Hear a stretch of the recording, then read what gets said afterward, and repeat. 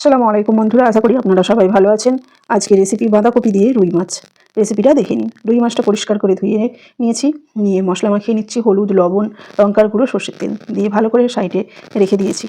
Pan বসিয়ে নিয়েছি গ্যাসে একটা, তাতে দিয়ে দিচ্ছি পরিমাণ মতো সর্ষের তেল। মাছের পিসগুলো একে একে তেলের মধ্যে দিয়ে দিচ্ছি।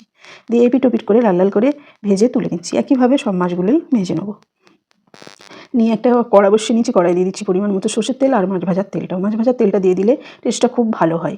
পেঁয়াজ কুচিটা হালকা নেড়ে চেড়ে নিয়ে অল্প দিয়ে দিচ্ছি আলু কুচি আর অল্প লবণ দিয়ে আলুটা ভালো করে ভেজে নিচ্ছি। জিরেটা দিতে ভুলে গেছিলাম, তাই দিয়ে আবারও নেড়ে চেড়ে নিলাম। আর দিয়ে দিচ্ছি আদা রসুন বাটা দিয়ে ভালো করে কষিয়ে নিয়ে দিয়ে দিচ্ছি কুচনো বাঁধাকপি। বাঁধাকপিটা এখন মশলা বেশি কিছু দেবো না, নেড়ে চেড়ে তেলের সঙ্গে ভেজে নেবো চাপা দিয়ে দিয়ে। কপিটা নরম হয়ে যাবে তাড়াতাড়ি, আর কপি থেকেই তো পানি অনেকটাই বেরোয়। এবার দিয়ে দিচ্ছি গুঁড়ো মশলা, জিরে গুঁড়ো, ধনে গুঁড়ো, হলুদের গুঁড়ো, লঙ্কার গুঁড়ো দিয়ে আবারও ভালো করে ভাজা ভাজা করে নিচ্ছি। দেখুন কপি থেকে অনেকটাই পানি বেরিয়েছে। আবার নেড়ে চেড়ে নিয়ে দিয়ে দিচ্ছি টমেটো কুচি। টমেটো কুচিটা দিয়ে নেড়ে চেড়ে নিচ্ছি। নিয়ে আবারও ঢাকা চাপা দিয়ে দিচ্ছি, যাতে টমেটোটা তাড়াতাড়ি গলে যায় এবং কাঁচা ভাবটাও চলে যায়।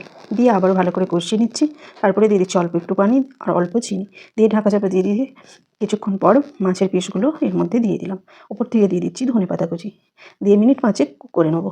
তারপরে উপর থেকে দিয়ে দিচ্ছি গরম মশলা আর ঘি দিয়ে ঢাকনা দিয়ে গ্যাস বন্ধ করে দিলাম। এই রকম রুই মাছ দিয়ে বাঁধাকপি মাখো মাখো তরকারি শীতের দিনে খেতে খুব দারুণ হয়। একবার হলেও ট্রাই করবেন। আমার চ্যানেলটিকে লাইক করবেন, শেয়ার করবেন।